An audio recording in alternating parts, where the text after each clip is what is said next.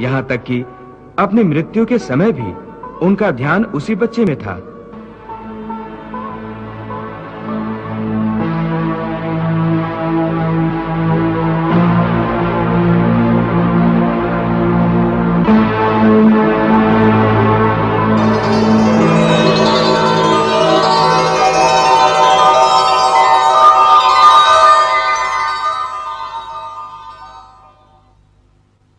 बस अंतिम क्षण में भी चूंकि उनका ध्यान उसी बच्चे की ओर ही था, इसी कारण अगले जन्म में उन्हें हिरण की योनि मिली थी। इसीलिए देवी, मृत्यु के समय मनुष्य को संसार की किसी वस्तु में नहीं, केवल अपने परमात्मा में ध्यान लगाना चाहिए। हे योगेश्वर, आपने मेरे कई प्रश्नों के उत्तर दिए। एक प्रश्न और पूछना चाहता हूं। सुना है कि मृत्यु के समय मनुष्य को बड़ा कष्ट उठाना पड़ता है, चाहे वो मृत्यु युद्ध भूमि पर किसी शस्त्र के घातक घाव के कारण हो या अपने आप आए। क्या मृत्यु को आसान बनाने का कोई तरीका नहीं है? हे अर्जुन, प्रश्न मृत्यु को आसान बनाने का नहीं है, बल्कि जीवन मृत्यु के चक्र से निकलकर मोक्ष प्राप्त करने का है। यदि मनुष्य मृत्यु के समय यह विधि अपनाए जो मैं तुम्हें बता रहा हूं, तो उसे तुरंत मोक्ष प्राप्त होगा और वो सीधा मेरे धाम को पहुंचेगा। वो गोपनीय विधि क्या है माधव? प्राण त्यागते समय अपनी सभी इंद्रियों के द्वार को रोककर तथा मन को हृदय में स्थिर करके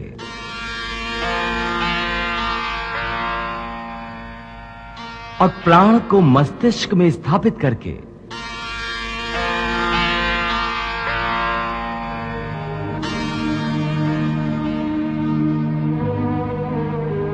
परमात्मा का स्मरण करते हुए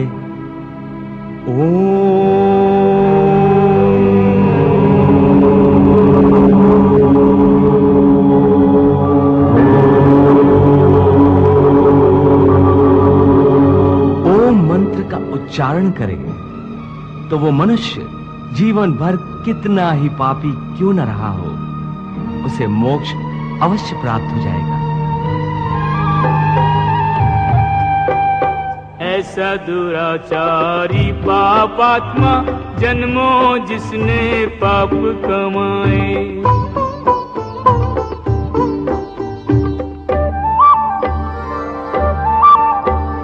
लेकर भाव अनन्य वो अर्जुन मेरी शरण में यदि आ जाए। धर्मात्मा हो जाए उसी क्षण, धर्मात्मा हो जाए उसी क्षण, जिस क्षण मुझ में चित्त लगाए।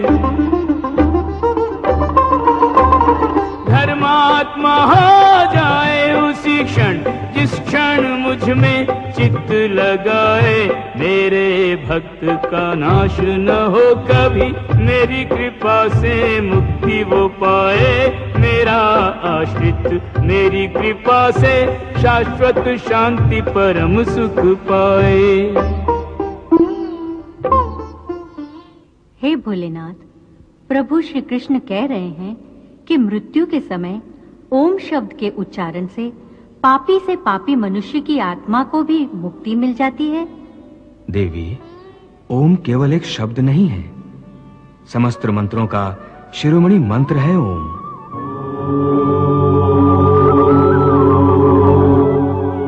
इसकी महिमा अनंत है। आध्यात्मिक साधना की सफलता का केंद्र बिंदु ओम है। ये वो कमंडल है जिससे सारा ज्ञान और सारी सृष्टियां उत्पन्न हुई हैं।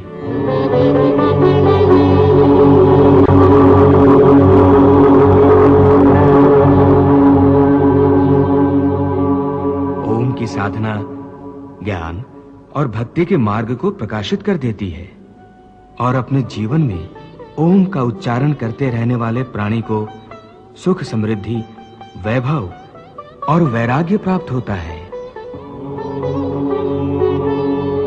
प्रभु, ये बात तो मनुष्य के जीवन के संबंध में है, परंतु उसकी मृत्यु के समय ओम के उच्चारण का इतना महत्व क्यों है कि पापी मनुष्य के शरीर को शुद्धि और आत्मा को मुक्ति प्राप्त हो जाती है?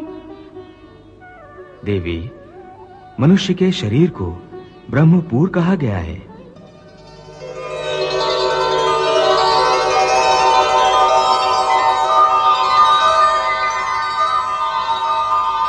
और मानव देह के भीतर हृदय कमल में आत्मा की दिव्य ज्योति प्रकाशित रहती है।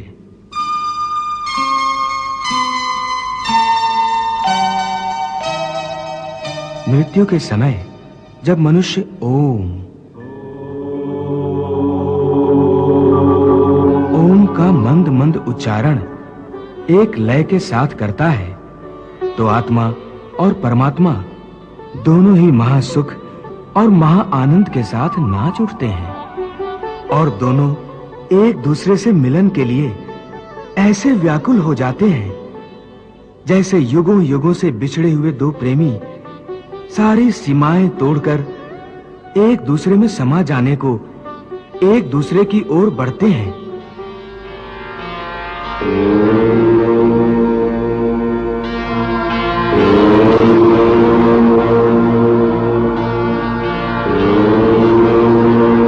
वाह प्रभु वाह, आपने परमात्मा से आत्मा के मिलन की इतनी सुंदर, इतनी मोहक व्याख्या की है। देवी, मानव शरीर को प्रभु ने मुक्ति का द्वार कहा है, परंतु मनुष्य इसके महत्व को समझ नहीं पाता। इसी महत्व के कारण मानव शरीर की रचना भी विशेष रूप से की गई है। मनुष्य का देह एक छोटा सा ब्रह्मांड है जिसमें समस्त लोकों का निवास है।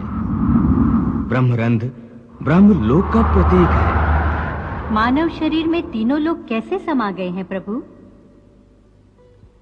मनुष्य के शरीर में पैरों से नाभि तक भूलोक है।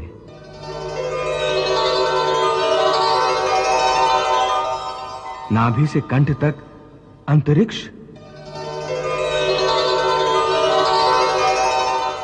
तथा कंठ से कपाल तक स्वर्गलोक है और कपाल में महा, जन, तप और सत्यलोक है। योगी जन मानव शरीर की इस बनावट को भली भांति समझते हैं, इसलिए वो देह त्यागने के समय प्राण को पहले ऊपर की ओर उठाकर कंठ में अर्थात अंतरिक्ष में ले आते हैं। कंठ के विशुद्ध चक्र से आज्ञा चक्र में ले जाते हैं और यहां से कपाल में सहस्रार में स्थापित करके ब्रह्मरंध्र के द्वारा ही अपने प्राण शरीर से निकाल देते हैं।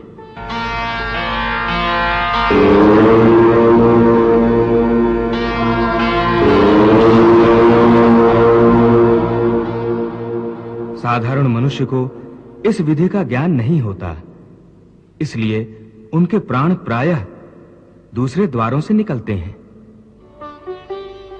हे केशव, तुमने मेरे मन में ज्ञान की ज्योत जलाकर अज्ञान के अंधकार को नष्ट कर दिया है। मेरे मन से मोह और भ्रम के सारे पर्दे उठ गए हैं। अब मैं अपने आप को तुम्हारी हर आज्ञा के अधीन करता हूं। हे अर्जुन, तुम्हारे मुंह से ये बात सुनकर मुझे परम संतोष हुआ है। मैं प्रसन्न हूं अर्जुन, बहुत प्रसन्न हूं। फिर यदि तुम्हारे मन में अब भी कोई शंका, कोई आशंका या कोई प्रश्न हो तो? नहीं माधव,